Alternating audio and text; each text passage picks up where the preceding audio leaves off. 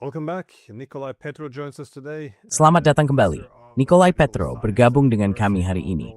Ia profesor ilmu politik di University of Rhode Island dan juga pernah menjabat sebagai asisten khusus kebijakan Departemen Luar Negeri AS untuk Uni Soviet. Terima kasih sudah kembali ke program ini. Senang bertemu lagi, Ivan. Kita tahu perang di Ukraina adalah perang atrisi. Namun sekali lagi, karakter perang ini telah berubah beberapa kali selama 4,5 tahun terakhir. Dan dengan gelombang eskalasi baru ini, saya berpendapat perang tersebut telah memasuki fase yang sangat berbahaya. Sekali lagi, banyak perhatian diarahkan pada upaya membawa perang ke Rusia dan membuat rakyat Rusia merasakan penderitaannya. Dan memang, banyak yang merasakannya. Namun, topik yang seringkali kurang populer di sini di Barat adalah bagaimana keadaan Ukraina sendiri dan masalah-masalah yang terus menumpuk. Dan memang ada masalah.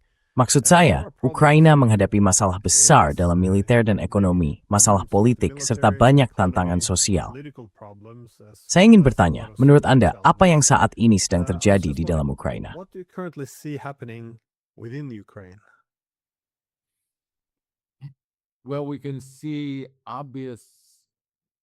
Kita bisa melihat ketegangan yang jelas di dalam elit politik yang merembet ke militer ketika berbagai kelompok dan faksi dalam struktur pemerintahan Ukraina berusaha memosisikan diri menjelang pemilu yang seharusnya berlangsung setelah perang berakhir. Jadi saya mendengarkan beberapa komentator Ukraina, khususnya Ruslan Bortnik, yang punya koneksi luas, baik di Barat maupun di Ukraina.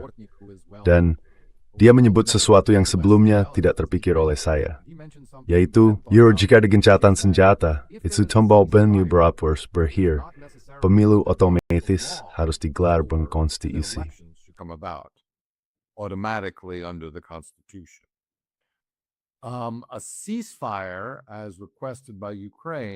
Gencatan senjata, seperti yang diminta Ukraina, hanya memungkinkan penghentian jatuhnya korban atau penimbulan korban. Namun itu tidak mengharuskan dimulainya kembali kehidupan politik yang normal, sebagaimana yang akan dilakukan oleh suatu penyelesaian damai. Dengan kata lain, Rusia selama ini menurut adanya perjanjian damai. Rusia menolak gencatan senjata karena itu pada kenyataannya hanyalah tahap perantara yang tidak mendukung tercapainya penyelesaian damai pada akhirnya. Sebaliknya itu dianggap sebagai upaya Ukraina untuk memulihkan persediaan dan membenahi diri, bukan benar-benar menyelesaikan konflik. Jadi dia menunjukkan, dan saya rasa Ben menjelaskan mengapa Ukraina bersikeras pada gencatan senjata, bukan pada penyelesaian damai. Hal itu tidak akan mewajibkan otoritas Ukraina untuk bersemasif kerahkan diri di Thermoners rakyat.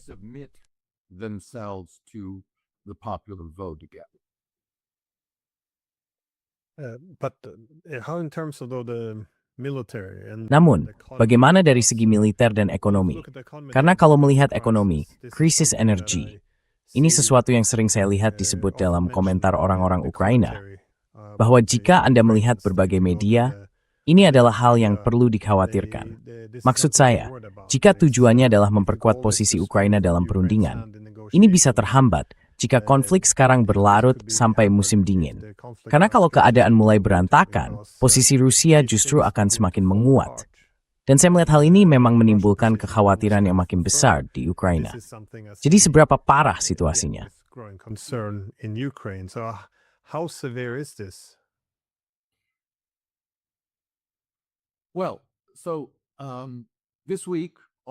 Jadi minggu ini tanggal 3 Agustus menandai berakhirnya kampanye Ukraina yang banyak digembar-gemborkan.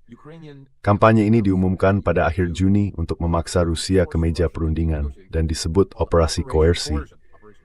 Presiden Zelensky mengumumkannya sebagai kampanye selama 40 hari. Ini adalah kampanye militer yang diperhebat terhadap Rusia, bukan di darat, melainkan lewat serangan. Serangan jarak jauh, serangan jauh ke dalam wilayah Rusia, dan serangan rudal terhadap kilang minyak, pangkalan logistik, serta sasaran lainnya. Tujuannya untuk menanamkan rasa takut pada penduduk Rusia. Dan karena itu, seperti yang dikatakan Zelensky dan para komandan militer, membawa perang ke Rusia. Jadi itu berakhir pada 3 Agustus. Tujuan yang dinyatakan dari kampanye ini adalah memaksa Rusia ke meja perundingan, dan berunding dengan serius, yang berarti menerima syarat-syarat Ukraina dalam perundingan. Tetapi itu gagal. that failed. Russia has not shown any greater will. Rusia tidak menunjukkan kemauan yang lebih besar. Bahkan Rusia menanggapi kampanye ini bukan dengan balasan langsung yang setimpal. Seperti kata komentator Ukraina populer lainnya, Kostya Bondarenko, saya kira mungkin ia melebih-lebihkan untuk efek, tetapi ia mengatakan, untuk setiap satu rudal yang kita kirim, Rusia mengirim 20. Jadi kita tidak memperoleh hasilnya. Ini bukan kesepakatan yang baik bagi kita. Dan saya memperkirakan, tidak ada alasan untuk tidak memperkirakan bahwa pola kerusakan yang ditimbulkan Rusia itu akan terus berlanjut. Jika Ukraina menyerang kategori sasaran tertentu, Rusia akan merespons bukan dengan tindakan yang setara, melainkan dengan eskalasi. Tujuannya, memaksa Ukraina mempertimbangkan kembali strateginya dengan menimbulkan kerusakan yang bahkan lebih besar. Itu kemungkinan akan terus terjadi selama Ukraina melanjutkan strategi pemaksaan ini. Coercing Russia to the negotiating table. And from what we can all read, dan dari apa yang bisa kita semua baca, seluruh sumber daya yang dimiliki Ukraina, semuanya berasal dari luar. Dengan kata lain, pendanaannya disediakan oleh Uni Eropa. Rudalnya, kalau buatan Amerika, dibeli oleh negara-negara Eropa. Kalau buatan Eropa, tetap saja dijual kepada Ukraina melalui pinjaman, sehingga Ukraina makin berutang. Namun sumber daya ini, sebagaimana adanya, dan sebagaimana yang telah dijanjikan, tidak secara signifikan meningkatkan kapasitas Ukraina. Dengan kata lain, menurut saya, seluruh upaya dilakukan untuk mendorong Rusia ke dalam posisi terjepit selama bulan Juni, Juli, dan awal Agustus ini.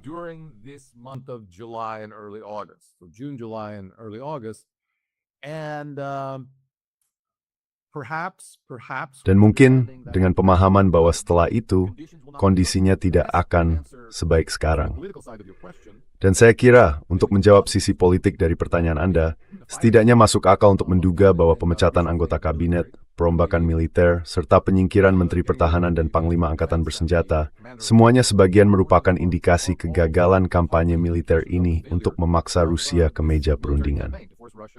Karena itu adalah taktik yang berbeda. Dengan kata lain, pada dasarnya Ukraina lebih banyak terobosan di medan perang. Many inroads on the battlefield.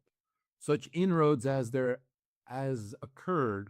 Terobosan-terobosan yang terjadi pada awal tahun ini berkat brigade serbu khusus yang dibentuk oleh Jenderal Zaluzny yang kini telah dipecat.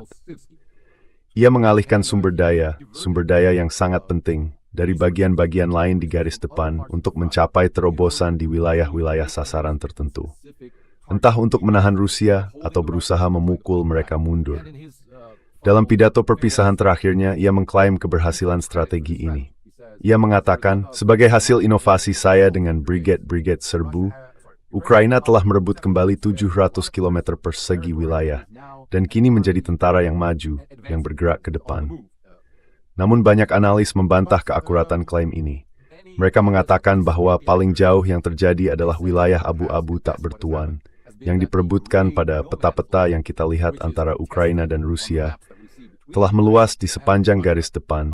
Temporary perubahan, reportedly. Any significant changes on either side.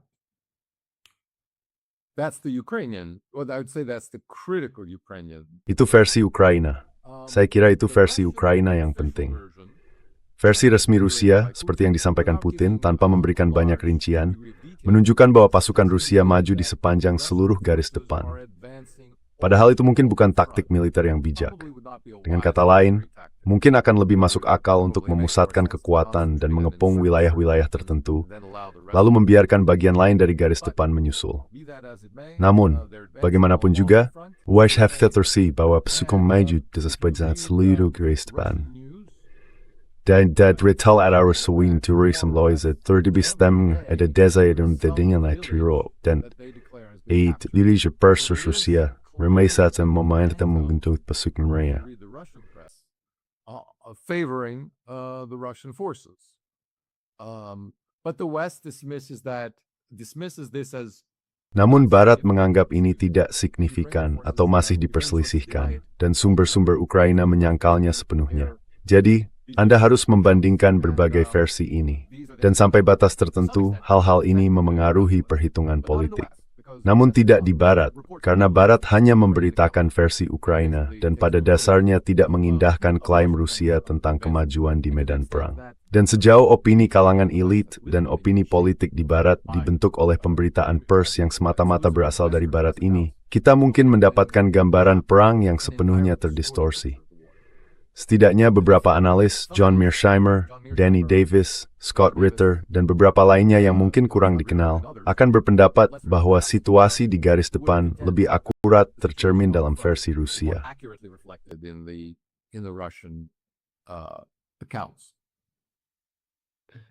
I would say so as well. Elayat sugakan moral wenamang tu. Sa, ya, mil of mind the geolokasi or anin oibagus kurit sur stace am thin bands and broth. Yeah, it first of all, it's a snapshot. Pertama-tama, ini hanyalah gambaran sesaat, dan Anda harus melihat banyak gambaran seperti ini untuk memahami situasinya. Lalu, sekali lagi, mengingat sifat perang drone, ketika drone datang lalu pergi, serta sulitnya merebut wilayah di zona abu-abu ini, yang terjadi akibat serangan drone berulang, kemudian pergerakan maju, lalu pembangunan pertahanan, maka secara logis, satu-satunya waktu ketika Anda bisa mengatakan suatu wilayah kurang lebih aman adalah setelah pertahanannya benar-benar terpasang. Saya memperkirakan itu akan memakan waktu setidaknya beberapa minggu. Dan kita adalah masyarakat yang sangat tidak sabar. Kita ingin tahu apa yang terjadi.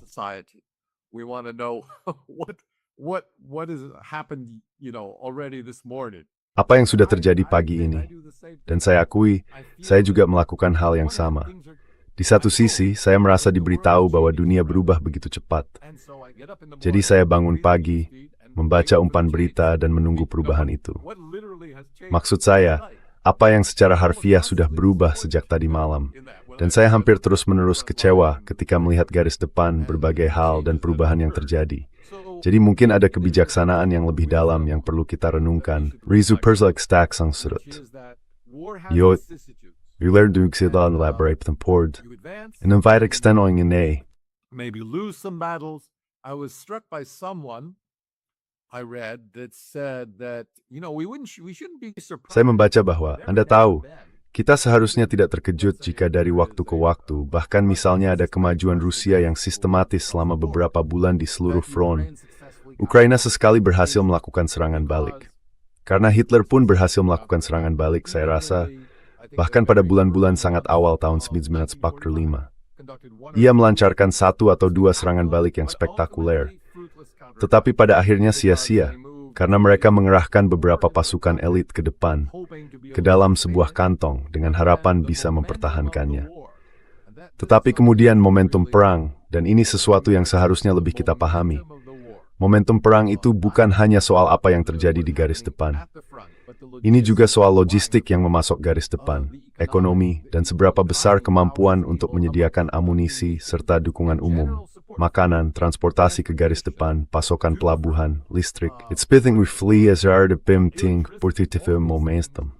Are ultimately vital to sustaining momentum. So at any given time, a battle can go one way or another. Jadi, dalam situasi apapun, sebuah pertempuran bisa berjalan ke satu arah atau arah lainnya. Namun itu bisa dengan mudah berbalik jika dukungan secara keseluruhan tidak memadai. Dan Rusia jelas pada dasarnya bisa mengandalkan dirinya sendiri untuk dukungan itu. Saya tidak akan membantah bahwa ekonomi Rusia menderita akibat serangan-serangan ini, tetapi Ukraina juga menderita. Rusia masih memiliki sumber daya yang belum dimanfaatkan, sumber daya domestik.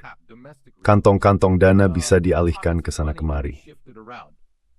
Dan saya harap pada suatu titik orang akan memahami bahwa setelah 21 paket sanksi dari neraka, paket berikutnya tidak akan jauh berbeda, tidak secara signifikan. Secara logis, tidak ada alasan untuk berasumsi bahwa itu akan berbeda. Jadi harus ada lebih dari sekadar hal yang sama, tanpa menangani kemampuan mendasar Rusia sebagai negara yang sangat besar, sebagai negara dengan sumber daya internal and velasing. It's untuk strain ni, dukung makes kerakan elit terhadap towards strain ni. For this course in the war, this contrasts sharply with Ukraine, where there's constant Ini sangat kontras dengan Ukraina, tempat pertikaian internal terus-menerus terjadi. Pada dasarnya, tidak ada sumber daya dalam negeri atau sumber daya yang mereka miliki menyusut dengan cepat. Karena itu, dukungan bagi upaya perang datang dari Barat. Dan dukungan itu, seperti yang saya katakan, mencakup semuanya. Keuangan, politik, militer, dan tentu saja dukungan intelijen. Tanpa semua komponen itu meningkat dari waktu ke waktu, Ukraina pasti akan gagal. Saya kira, analis memperkirakan begitu. Kecuali Rusia dan belum memberi pilihan tinggi dan saya prefer kecuali Rusia Rusia menggestemurt. Unless Russia chooses to lose. In other words, I don't think Russia can be defeated. Dengan kata lain, saya tidak berpikir Rusia bisa dikalahkan, sama seperti Amerika tidak bisa dikalahkan di Vietnam. Tetapi Amerika bisa mengalahkan dirinya sendiri. Amerika bisa berkata, ya ini tidak lagi sepadan, kami keluar, dan saya tidak lagi tertarik pada konsekuensinya, atau peduli pada apa yang terjadi setelahnya. Selalu ada pilihan bagi sebuah kekuatan besar untuk berkata, Anda tahu, saya sudah cukup, dan kami akan pulang untuk menjilat luka kami, lalu pada dasarnya, meninggalkan alasan strategis yang mendasari perang ini. Mereka akan mendefinisikannya ulang dalam beberapa hal, tetapi itu sudah jelas.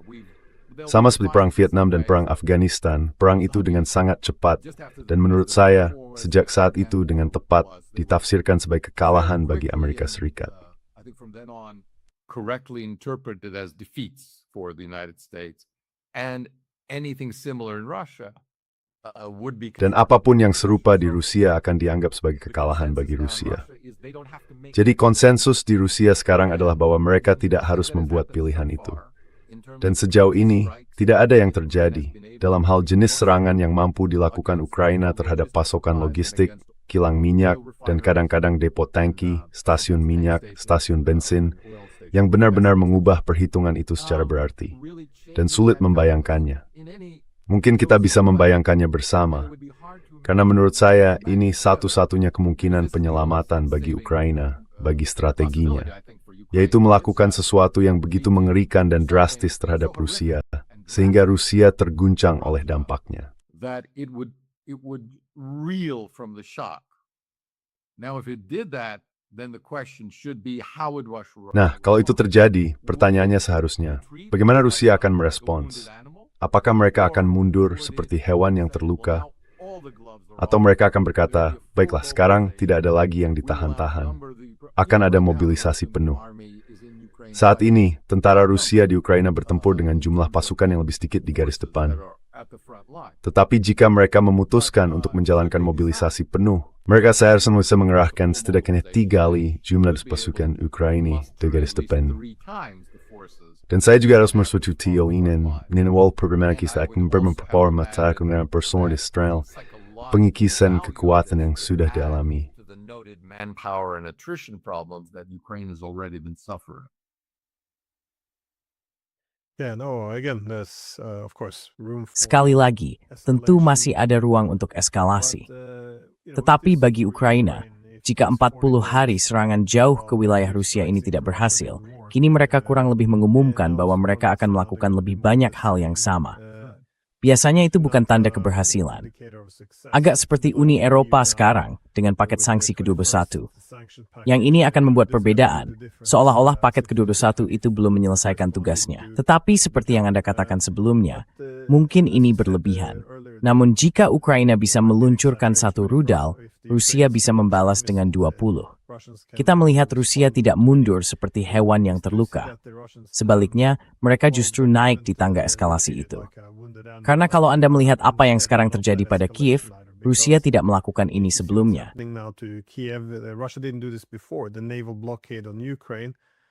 Blokade laut terhadap Ukraina sebelumnya tidak melakukan ini. Dan ini momen yang menarik bagi Ukraina untuk benar-benar melakukan hal ini. Sebab sekarang mereka sedang menghadapi masalah terbesar dengan pertahanan udara, seperti yang mereka alami sepanjang perang. Justru pada saat mereka cukup rentan seperti sekarang, mereka memutuskan untuk menaiki tangga eskalasi. Dan Anda bisa melihat rudal dan drone Rusia, Anda tahu, berhasil menembus. The initial Tidak. Jadi reaksi awal terhadap G20 dan pertemuan di Ankara antara Trump dan Zelensky, Trump dan Zelensky, relatif positif di media Ukraina, atau setidaknya di sebagian media Ukraina yang dikenal dekat dengan pemerintah. Mereka mengatakan, lihat, komitmennya telah ditegaskan kembali. Hubungan dengan Amerika Serikat telah dipulihkan. Pada dasarnya Trump memberi kami restunya untuk terus maju dan mengatakan bahwa sekarang kami bisa menang, sesuatu yang tidak dia katakan tahun lalu. Tetapi beberapa pengamat Ukraina yang cermat mengatakan bahwa dia mungkin sedang memancing Ukraina agar memaksakan diri secara berlebihan. Dia mungkin berkata, ya, silakan saja, coba. Lihat, saya tidak menghalangi kalian. Lakukan apapun yang bisa kalian lakukan dengan pasukan yang kalian miliki, dan lihat seberapa baik hasilnya. With the forces that you have and see how well it goes. You've got your 40 days. Let's revisit the issue. Anda punya waktu 40 hari. Mari kita tinjau kembali isu ini setelah 40 hari. Dan jika memang begitu, dan dia sebenarnya tidak berharap Ukraina bisa berbuat lebih baik daripada yang telah mereka lakukan di masa lalu, maka ini akan memperkuat posisi Trump dalam menghadapi para pendukung perang di Kongres, serta kalangan militer dan intelijen, untuk mengatakan, ya, Anda tahu, itulah yang terbaik yang bisa mereka lakukan. Dalam 40 hari ini, seperti yang biasa kami katakan dalam bahasa Inggris, mereka sudah mengerahkan seluruh kemampuan mereka. Mereka memberikan segalanya. Namun situasinya tidak semakin mendekati penyelesaian damai. Bahkan hal ini telah menyebabkan kerusakan yang lebih besar pada infrastruktur militer dan sipil Ukraina, serta kekacauan yang saat ini kita lihat di kalangan elit politik.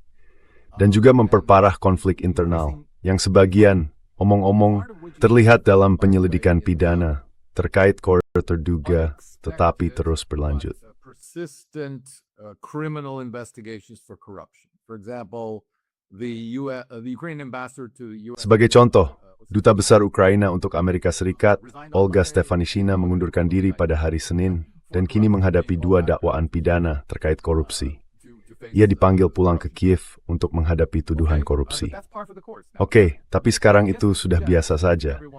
Saya kira ini menunjukkan kepada semua orang dalam sistem politik Ukraina bahwa semua orang rentan, mungkin bahkan presiden. Trivial stems with mountains bermaksud permiwa, kartu trefyu tamer dan tari prinses semua. Konas ini, saya ada rekaman mentengsi kelingkan lit, yang mariurig stanyas Andriy Yermak dan Fibmin Deke Israel. To the escape to Israel. Dikenal sebagai orang kepercayaan Zelensky dan dompetnya Zelensky, belum lagi yang lainnya sebelumnya. Jadi siapapun berasumsi bahwa Zelensky tertangkap dalam rekaman-rekaman itu, yang belum dirilis tetapi bisa dirilis saat diperlukan. Suaranya terdengar jelas, Anda tahu, terlibat dalam semacam transaksi ilegal. Jadi itulah spekulasinya. Dan sebenarnya bisa ada banyak bom waktu yang terus berdetak. Pertanyaan bagi para aktor politik internal di Ukraina hanya kapan merilisnya. Apakah dirilis sekarang untuk memaksa runtuhnya pemerintahan? Do you release it now to force the collapse of government? How does that affect the war effort? Bagaimana hal itu memengaruhi upaya perang, sekaligus prospek Anda, para kandidat Anda, atau faksi Anda setelah perang? Atau apakah rekaman itu dirilis setelah perang selesai untuk mengantisipasi kampanye yang menjatuhkan Zelensky dan memastikan bahwa Zelensky, yang menurut jajak pendapat sangat tidak populer, tidak bertahan? Ia mungkin politisi Ukraina yang paling populer, tetapi itu di antara kelompok yang kualitasnya sangat buruk, dan semuanya memiliki tingkat popularitas yang sangat rendah. Banyak orang tidak ingin melihatnya tetap menjadi presiden jika perang berakhir. Namun apapun arti perang berakhir itu, apakah gencatan senjata atau perdamaian, tidak dijelaskan. Tetapi jika perang berakhir, mereka ingin melanjutkan hidup tanpa Zelensky. Jadi, mungkin yang terbaik adalah menyimpan rekaman-rekaman itu untuk digunakan pada masa pasca perang dalam pertarungan politik.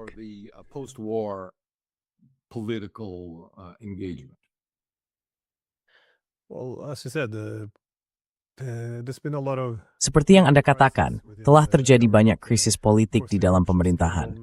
Tentu saja, skandal korupsi itu membuat banyak orang di lingkaran dalam Zelensky tersingkir. Ada juga sejumlah orang yang meninggalkan barisan, seperti mantan juru bicaranya yang berbalik menentangnya. Kini, Duta Besar untuk Amerika Serikat juga pergi. Ada spekulasi bahwa ini juga disebabkan oleh persaingan dengan Zelensky. Was because of the rivalry with Zelensky. taking more openly critical. Mengambil sikap yang lebih terbuka dalam mengkritik. Tapi Anda tahu, ada tim yang datang bersama Zelensky dan mengantarkannya pada kemenangan pemilu yang meyakinkan pada tahun 2019. Ada Ryaboshabka yang merupakan Menteri Kehakiman, lalu Kepala, saya lupa namanya sekarang. Razumkov yang kini memimpin sebuah partai politik oposisi di Rada. Bohdan yang menjabat sebagai Kepala Staf. Anda tidak terlalu sering mendengar mereka berbicara. Namun, karena mereka telah meninggalkan negara itu, mereka seolah meninggalkan semua ini di belakang. Mereka cukup cepat merasa kecewa dalam sekitar tahun pertama pemerintahan Zelensky. Tetapi ketika Anda mendengar mereka berbicara, dan saya selalu memperhatikannya, karena mereka punya koneksi yang kuat dan jelas mengenal semua orang di lingkaran dalam selama masa transisi, ketika kewenangan Zelensky sebagai presiden sedang dibangun, mereka juga sangat kritis. As president, they're also very critical. They're critical along the lines that Yulia Mendel, who's a little bit. Mereka mengkritik sejalan dengan Yulia Mendel yang muncul sedikit lebih belakangan dalam rangkaian hari ini. Pada dasarnya mereka mengatakan bahwa masalah Ukraina sekarang adalah sikap keras kepala Zelensky. Dia tidak bisa membayangkan Ukraina tanpa dirinya sendiri. Akibatnya, dia tidak bisa bergerak menuju perdamaian. Dia tidak bisa menjadi presiden perdamaian.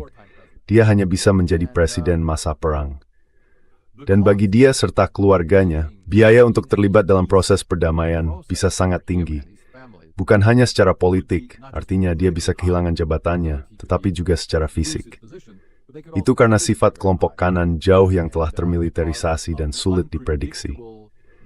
Berkat perang, mereka mendapatkan semua senjata yang mereka butuhkan, dan saya rasa adil untuk mengatakan, hanya secara nominal berada di bawah wewenang militer. Nominally under the authority of the military.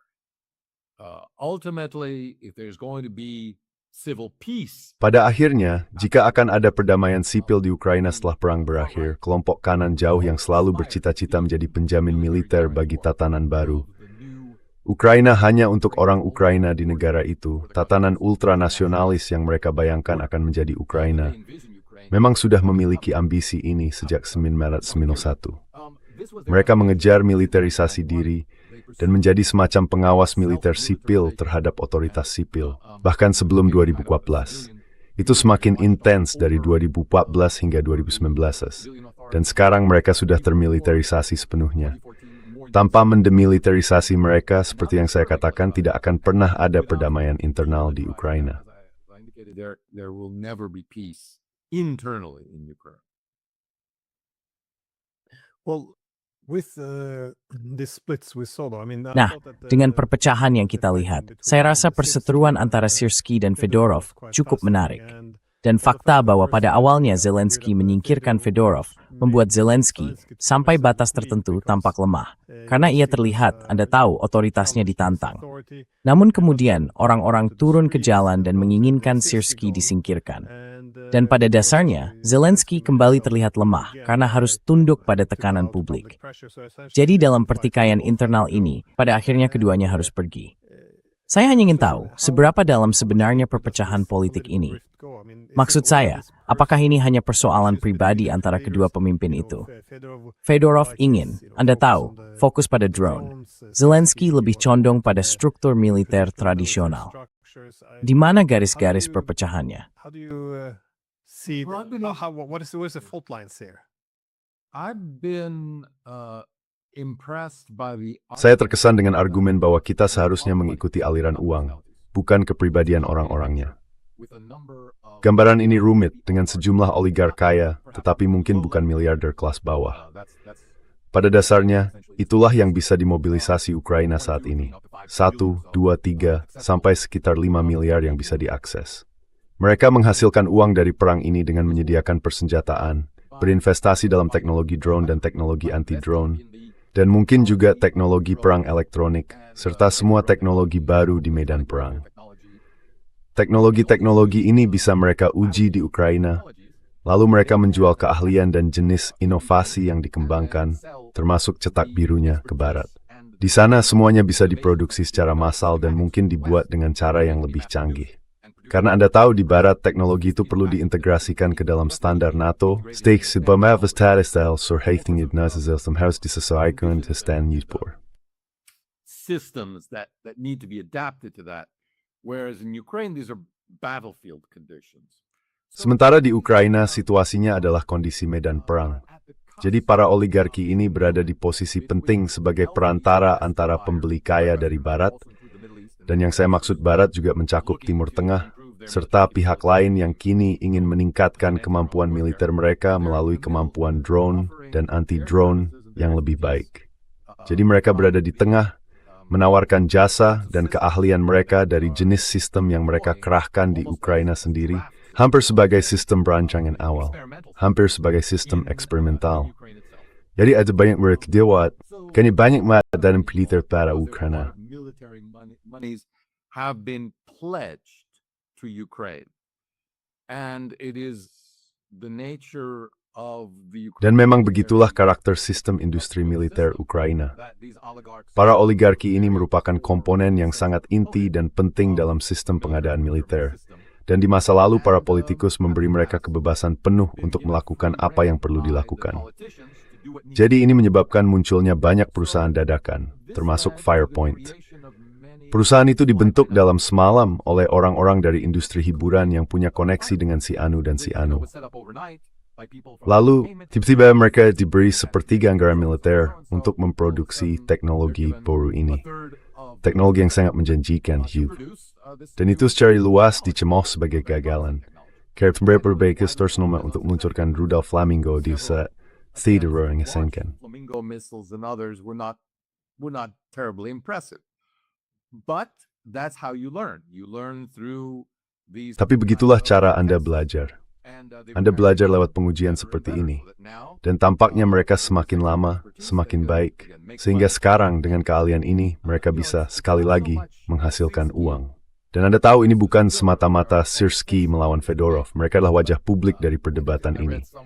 Tapi saya rasa saya pernah membaca bahwa cara yang lebih tepat untuk memahaminya adalah Skyfall melawan Firepoint. Dengan kata lain, ini adalah dua konglomerat industri militer besar yang punya perwakilan di ibu kota negara-negara barat, khususnya London dan di Ukraina. Mereka sekarang kemungkinan punya kontrak di seluruh Eropa, termasuk kontrak produksi bersama dengan sejumlah negara NATO yang berinvestasi besar-besaran dalam teknologi ini. Countries that are investing heavily in this technology, and along the way, Dan dalam prosesnya, tentu saja di pihak Ukraina, semua orang mendapat bagian untuk memelihara ini semua dan menjalankan kontrak-kontrak ini untuk mendapatkan kontrak-kontrak itu dan memenuhinya. Jadi perang itu menguntungkan. Dan yang terjadi adalah Fyodorov berusaha mengambil uang dari Firepoint dan mengalihkannya ke perusahaan platform favoritnya. Itu memicu pertarungan internal yang sekali lagi lebih dari sekadar soal kepribadian individu. Sekarang, ketika menjualnya ke publik, ke media, itu harus sesuatu yang sederhana, seperti muda, tua, Soviet, Anda tahu, LSM Barat modern. Tidak bisa sesuatu yang sekotor rekening bank saya melawan rekening bank Anda. Dan itu mungkin benar-benar membantu kita memahami apa yang pada akhirnya terjadi dan mengapa, atau katakanlah, mengapa protes jalanan bisa muncul begitu seketika dan lenyap semudah itu.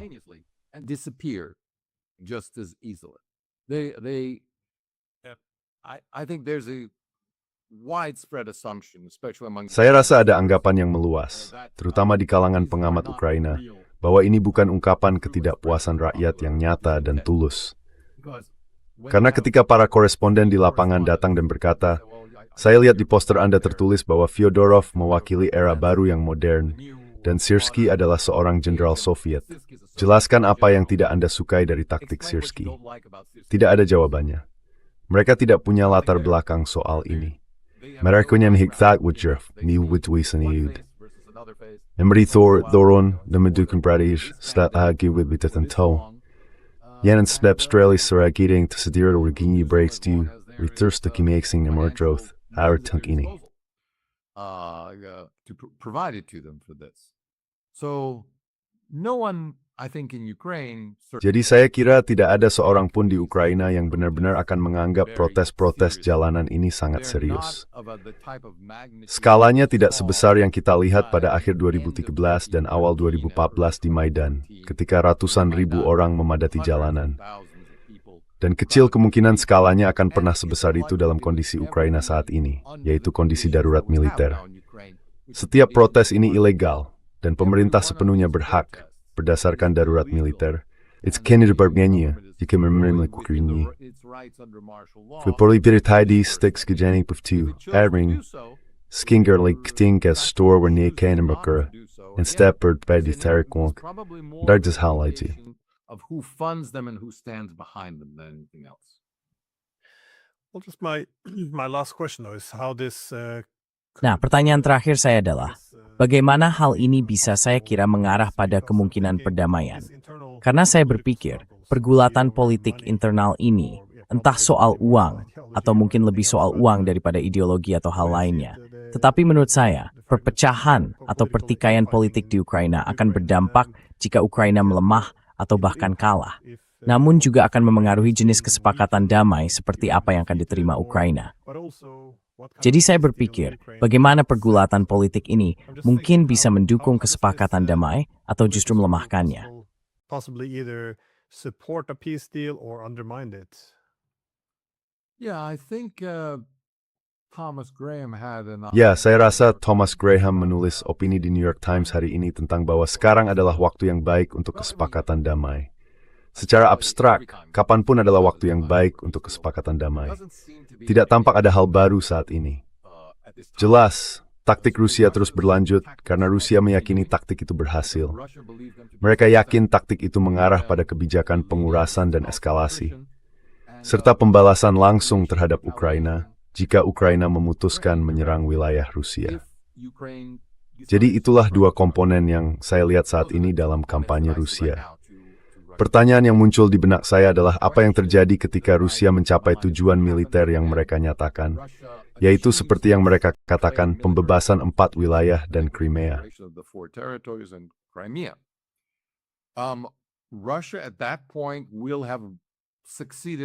Pada titik itu, Rusia akan berhasil sesuai ketentuannya sendiri. Rusia akan menang. Ada hal-hal lain yang juga menjadi perhatian Rusia. Keamanan, hak-hak penutur bahasa Rusia, hak-hak gereja, bahasa, dan hal-hal lainnya. Namun secara militer, Rusia tidak perlu mencapai apapun lagi. Rusia sudah mencapai fungsi militernya. Jika kita bisa membayangkan sebuah strategi di mana wilayah itu dapat dipertahankan, lalu memang dipertahankan, sementara sisa tujuan Rusia, tujuan politiknya, dapat dicapai melalui diplomasi. Tetapi dengan ancaman aksi militer tanpa benar-benar melakukan aksi militer, saya rasa kesanalah Rusia, khususnya kepemimpinan militer Rusia saat ini secara umum bergerak. The current Russian military leadership is generally headed. This does not please the more hawkish wing. Hal ini tidak menyenangkan bagi faksi yang lebih keras di Rusia. Mereka mengatakan tidak, kita tidak bisa mencapai seluruh spektrum tujuan kita. Dan 3 tujuan politik lainnya tidak boleh dipisahkan dari tujuan militer. Karena ini pada dasarnya adalah kampanye politik yang sedang kita jalankan. Dan itu setidaknya menuntut isolasi Ukraina, pembentukan negara tanpa akses ke laut kalau bukan pendudukan penuh. Dan kita harus melakukannya. Jadi, bersama berbatanya terjadi di Rusia. So, that seems to be the debate in Russia. But it's at least plausible that they could at least offer. Namun, setidaknya masuk akal bahwa pada akhir pengambil alihan Donbas, Zaporizhia, dan Kherson ini, Rusia bisa saja menawarkan kembali sejumlah syarat perdamaian dan bersikeras agar syarat itu diterima. Sekarang, strategi Ukraina menunjukkan kurangnya orisinalitas yang mencolok. Dengan kata lain, mereka menjalankan strategi yang persis sama seperti yang mereka jalankan sejak awal perang. Intinya adalah sanksi yang lebih keras terhadap Rusia dari Barat. Lebih buat militer, lebih berat, dan babetier jika semua itu tidak berhasil dan Rusia terus maju, memaksa pengerahan pasukan Barat ke Ukraina. Forcing Western boots on the ground in Ukraine. I mean, having Western troops in Ukraine. Maksud saya, pasukan Barat harus berada di Ukraina untuk bertempur dalam perang Ukraina, karena personelnya tidak mencukupi. dan mungkin tepat untuk mengatakan bahwa tekad Barat tanpa komitmen militer berupa pengerahan pasukan seperti itu pada akhirnya juga akan memudar. Menurut saya, hanya akan ada sedikit harapan bagi kemungkinan kemenangan Ukraina, yang masih menjadi tumpuan harapan sebagian pihak di Barat dalam perang ini. Jadi, tidak ada hal baru di situ. Dan saya kira tidak ada harapan yang masuk akal bahwa Ukraina mau posisi sedis dalam perang tanpa tekanan keras dari Barat. Itu berarti sebenarnya ada penarikan dukungan dan mereka sama sekali tidak menyukai melakukannya. Which they show no indication of doing. Although probably intelligence, Meskipun mungkin dukungan intelijen dan Starlink yang berasal dari Amerika Serikat, yang diberikan Amerika Serikat kepada Ukraina, jika itu ditarik, hal itu mungkin akan mempercepat kemauan Ukraina untuk bernegosiasi. Tetapi masalahnya sekarang juga ada pada Zelensky sendiri, yang menurut saya tidak melihat peran bagi dirinya di Ukraina pada masa damai. Dia belum membicarakan itu. Menurut saya, dia melihat tidak ada posisi yang masuk akal baginya. Dan lagi, saya melihat itu sebagai ancaman politik, dan mungkin juga ancaman terhadap kehidupan keluarganya. Jadi menurut saya, dia sendiri harus dipensiunkan, mengundurkan diri. Dia harus mengundurkan diri demi tokoh lain. Dan Fyodorov telah disebut sebagai tokoh semam itu. and Fyodorov has been touted as such a personality. Salasi sa menziginyo dinelini. Afo, Well, that's what I'm thinking. If it looks as if Ya, itu yang saya pikirkan. Tampaknya wilayah Donbas yang masih tersisa, yaitu Kramatorsk dan Slavyansk, jika sekarang jatuh karena semakin terkepung, itu akan menyelesaikan sengketa wilayah utama. Lalu pada dasarnya, yang tersisa sebagai isu utama adalah netralitas Ukraina. Tentu saja juga pemulihan beberapa hak bagi bahasa Rusia dan gereja Ortodoks. That could already negotiate. itu secara teori sebenarnya sudah bisa dinegosiasikan.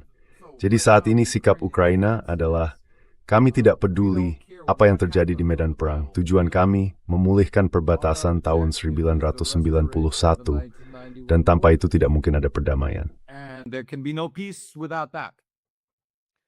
Okay, well Yep. that's But again, that is. Tapi sekali lagi, itu adalah posisi pemerintah.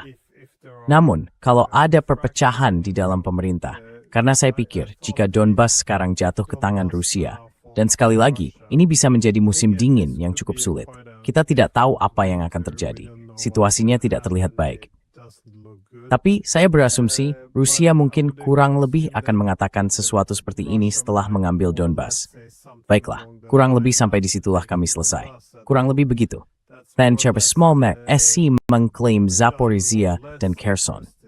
Still officially claim Zaporizhia and Kherson, but the main thing now from Ukraine is we. Namun, hal utama sekarang dari Ukraina adalah kami perlu memulihkan netralitas Anda. Artinya, bukan anggota NATO secara de facto, dan bukan anggota tetap NATO. Tetapi jika tidak, jika Anda tidak bisa memenuhi syarat-syarat ini, jika Ukraina bersikeras tetap menjadi negara garis depan NATO, maka pada dasarnya, kami harus merampas garis pantai Laut Hitam Anda, mengambil seluruh Novorossiya, dan secara bertahap bergerak menuju Odessa. Maksud saya, pada titik itu, never apakah suara imrthru, si muncul.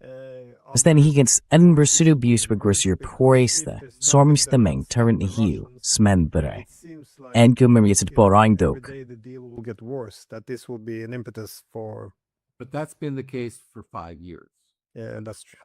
Obvious for 5 years. Tapi, itu sudah terjadi selama 5 tahun. Ya, itu benar, jelas selama 5 tahun. Masalahnya tidak ada suara politik untuk bernegosiasi yang mencakup konsesi wilayah, atau bahkan netralitas, atau bahkan menerima perbatasan baru yang lebih kecil daripada perbatasan tahun 1991. There's no space. Tidak ada ruang dalam arena politik Ukraina saat ini bagi suara-suara seperti itu. Orang-orang, termasuk anggota elit politik, termasuk anggota parlemen, mungkin memikirkannya. Cannot say it. Tapi mereka tidak bisa mengatakannya, karena takut menjadi sasaran langsung kelompok sayap kanan, oleh militer, oleh faksi dalam militer itu, atau oleh milisi sayap kanan yang ada di mana-mana. Jadi bagaimana gagasan-gagasan ini bisa disampaikan? Masalah itu akan sedikit teratasi. That problem would be somewhat resolved. At least you could begin to resolve that problem Setidaknya, Anda bisa mulai menyelesaikan masalah itu jika juru bicara utama dari posisi tersebut selama bertahun-tahun ini, Zelensky, mengundurkan diri dan digantikan oleh seseorang yang juga punya rekam jejak sebagai pembela militer yang teguh dan sebagainya. Namun orang itu telah menyadari bahwa keselamatan Ukraina memerlukan konsesi yang tentu saja hanya akan bersifat sementara. Kami akan menandatangani dokumen-dokumen yang diperlukan. Namun, dalam hati kami yang paling dalam, kami akan berupaya memulihkan semuanya dan seterusnya selama beberapa dekade mendatang. Semua itu. Tetapi saya tidak melihat siapapun di Moskwa percaya bahwa Zelensky, bahkan jika ia mengatakan hal itu, bisa menjalankannya sampai tuntas. Figur baru harus memiliki kompromi retoris yang baru ini dan strategi yang baru ini.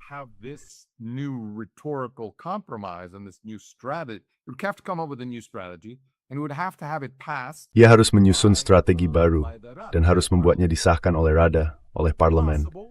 Dengan insentif, ancaman, dan hal semacam itu, saya pikir sebuah koalisi bisa dipaksakan terbentuk. Tetapi semuanya sangat tidak pasti dan masih tentatif. Dan saya selalu mengatakan, bahkan sejak sebelum perang, sekali lagi masalah besar untuk mencapai perdamaian baik dengan Rusia maupun di dalam Ukraina adalah kelompok kanan jauh. Jadi, pada saat yang sama ketika itu terjadi di tingkat internasional, kelompok kanan jauh harus dilucuti pengaruhnya dan ditundukkan pada sistem politik Ukraina yang kurang lebih pluralistis. Itu harus terjadi kurang lebih secara bersamaan. Karena jika tidak ada ruang untuk wacana politik, tidak ada ruang untuk perundingan politik, termasuk perundingan perdamaian.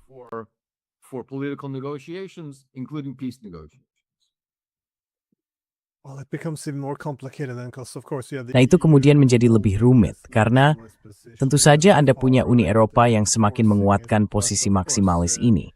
Anda punya kelompok kanan jauh yang memaksakannya. Tetapi tentu saja, jika mereka tidak melemah, melainkan punya insentif untuk mengubah posisi mereka, lalu Anda punya seseorang seperti Zaluzny atau Budanov menggantikan Zelensky, yang kemudian melihat kekalahan sudah di depan mata, bahwa menyelamatkan bangsa Ukraina membutuhkan kompromi yang menyakitkan dan memalukan, maka banyak hal perlu dilakukan untuk menempatkan semua bagian ini pada posisinya, agar tidak terlihat seolah-olah kesepakatan damai akan segera tercapai.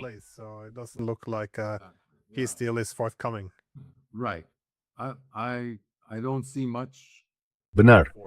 Saya tidak melihat banyak harapan untuk itu, bahkan dengan terus berlanjutnya kemajuan Rusia dan kerugian besar di pihak Ukraina. Dan argumen bahwa, ya kita perlu melakukannya karena ini menghancurkan Ukraina, jelas tidak berarti apa-apa bagi Uni Eropa. Juga tidak berarti apa-apa bagi kepemimpinan Ukraina saat ini. Dan saya pikir, terkait kelompok kanan jauh, mereka punya posisi yang paling konsisten dari semuanya. Kurang lebih begini, semakin banyak orang yang ragu-ragu dan tidak tegas, yang berarti bukan orang Ukraina sejati, tewas dalam perang ini, semakin baik. Karena yang akan tersisa adalah inti sejati bangsa, yang akan bertahan sampai akhir dan akan menang. Kita akan menang karena komitmen visioner kita terhadap cita-cita nasionalis negara ini. Dan Anda tahu, belum tentu generasi kitalah yang menang, tetapi generasi anak-anak kita akan menang, terlepas dari kemunduran sementara yang kita alami. Pokoknya, semua yang mitologi dan semacam visi politik imitatif. Tidak ada mengenai dengan negosiasi nyata, kehidupan orang-orang saat ini, dan perdamaian semeringan dan istilah ini.